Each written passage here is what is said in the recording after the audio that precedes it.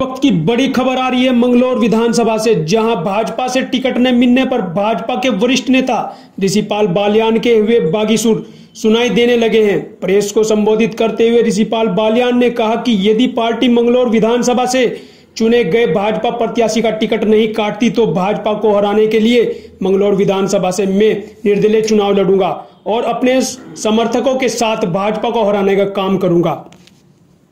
नमस्कार, स्वागत है आपका हमें आज़ाद न्यूज़ चैनल में। मैं आपके साथ शाम सिंह और इस वक्त हम मौजूद हैं रुड़की आर्यन होटल में। आपको बता दो, विधानसभा चुनाव 2022 का चुनाव बहुत नज़दीक आ गया। 2022 का चुनाव बिल्कुल बच चुका। मंगलौर विधानसभा सीट से पिछली बार भी चुनाव लड़ा है ऋषिपाल बालियान जी ने और बहुत अच्छा प्रदर्शन भी रहा था पिछली बार। और इस बार की अगर हम बात करें तो जो टिकट दिया गया है दिनेश पंवार जी को, बीजेपी से टिकट हो गई और कहीं ना कहीं हमारे जो ऋषिपाल बालियान जी वो नाराज़ दिखाई दे रहे हैं पार्टी से।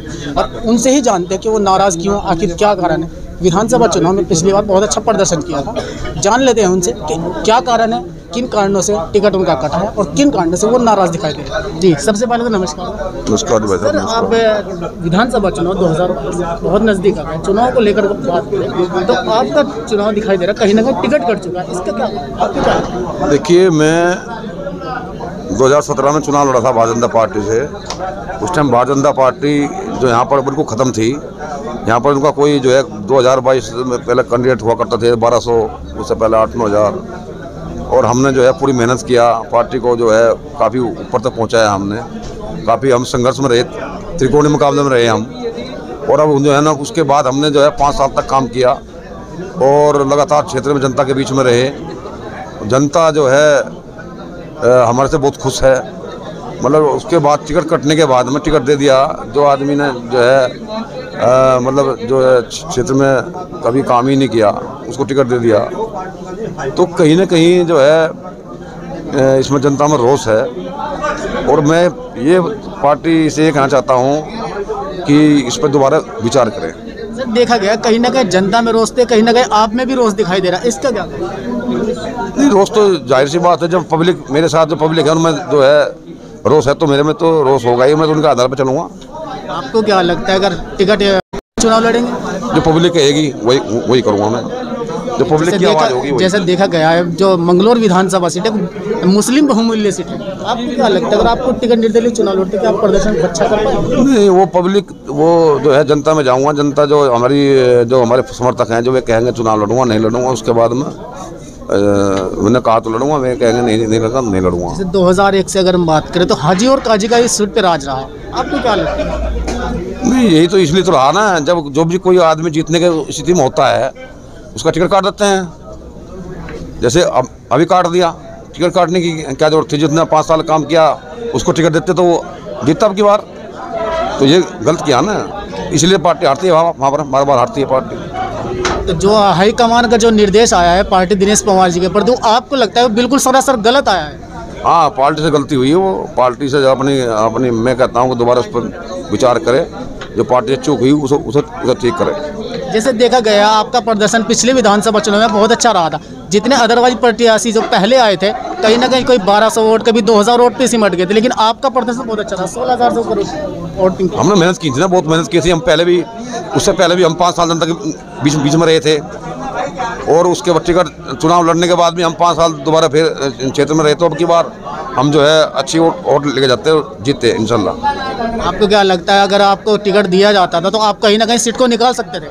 हाँ, हमें पूरी में अब की बार सीट निकालता था। पूरी जनता में इसका जो है रोष है पूरा कि भाई अगर ऐसा नहीं हुआ तो गलत हो गया मामला है। जो पार्टी हाईकमान से जो गलती हुई उसको लेकर आप क्या कहना चाहते हैं? अपनी गलती को ठीक करें, दोबारा इस पर विचार करें।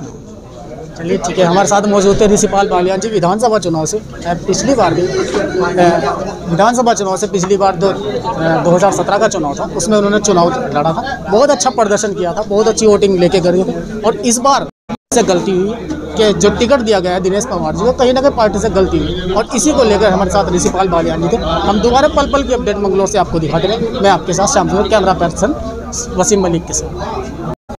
विधानसभा चुनाव 2022 जो गलती हुई है हाई कमान पार्टी से, उसी के जानने के विषय में ऋषिपाल बालियान जी के कार्यालय पर मौजूद थे और हमने कुछ जनता की राय जानी। जनता की राय में देखा गया है कि जो ऋषिपाल बालियान जी का टिकट काटा गया है इस बार वो बहुत गलत किया गया है, क्योंकि पिछले अगर 2017 की बात करें तो बहुत अच्छा प्रदर्शन ऋषिपाल बालियान जी ने मंगलौर विधानसभा सीट से किया। और देखा जाए तो मंगलौर विधानसभा सीट जो है मुस्लिम बहुमूल्य सीट है, मुस्लिम वोट ज़्यादा है उस पर। और हाजी और काजी सिर्फ 2 ही कैंडिडेट का वहाँ पर नाम आता है, और 2 ही कैंडिडेट 2001 से बात करें तब से उत्तराखंड बना है तो हाजी और काजी का ही राज रहा। और पिछली बार चुनाव 2017 के चुनाव में ऋषिपाल बालियान जी ने बहुत अच्छा प्रदर्शन किया, और इसी की वजह से जो उनके समर्थक ऋषिपाल बालियान जी उनसे जान लेते जो टिकट कटाया वो कहीं ना कहीं गलत हुआ।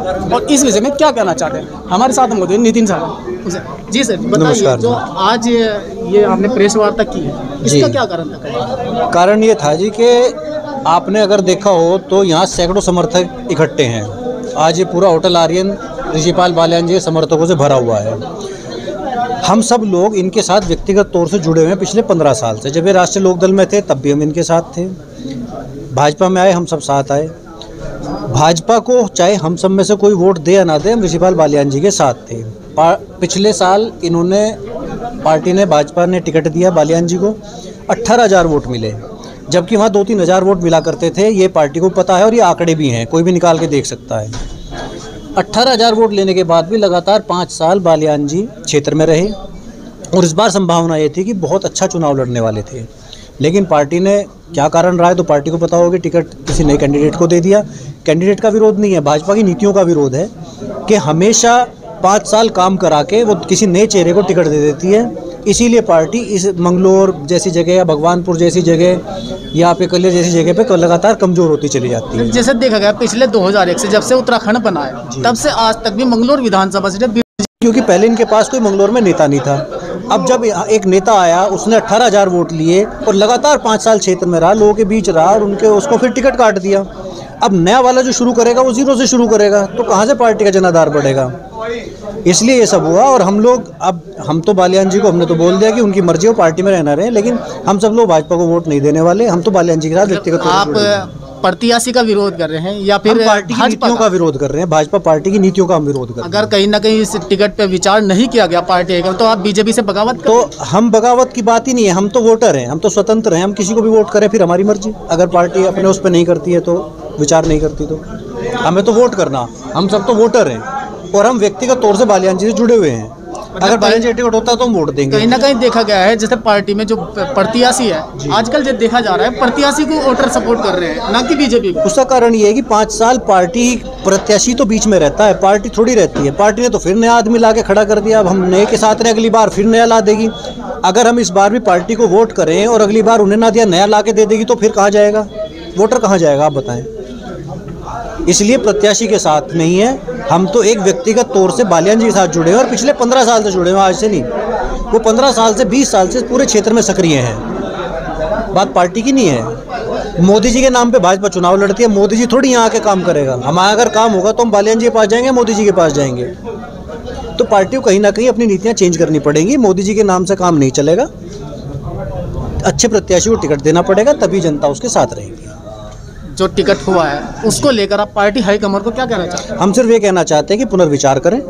बालियान जी विनिंग कैंडिडेट हैं, इन्हें अपना टिकट दें, और ये जनता जो आप सब देख रहे हैं सब साथ है, साथ रहेंगे। हर बिरादरी का समर्थन उनके साथ है। यहाँ किसी एक बिरादरी के व्यक्ति नहीं है, यहाँ जाट भी है, गुज्जर भी है, त्यागी भी है, सैनी भी है, SC भी है, हर बिरादरी के लोग यहाँ बैठे हुए हैं जो बालियान जी के साथ।